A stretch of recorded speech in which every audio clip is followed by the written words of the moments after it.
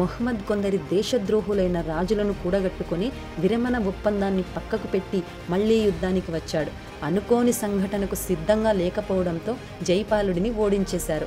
జైపాలుడు నేను ఎవరికి తల వంచను అని మరణాన్ని ఆశ్రయించి ఆత్మహత్య చేసుకున్నాడు. సరిగ్గా 1018వ సంవత్సరంలో తరచూ రాష్ట్రకూటులతో యుద్ధాలు చేసి ప్రతీహార రాజులు కూడా బలహీనపడడంతో గజనీ మొహమ్మద్ ప్రతీహార రాజ్యంలోని కానూజ్ మీదుగా హృదయస్థానమైన మధురపై దాడి చేశారు.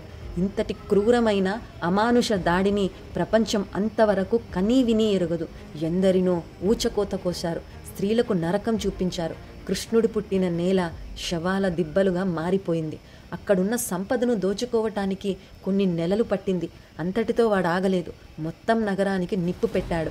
దాదాపు 18 రోజులకు పైగా నిరంతరాయంగా మధుర మంటలలో కాలిపోయింది. అయినా వాడు శాంతించలేదు.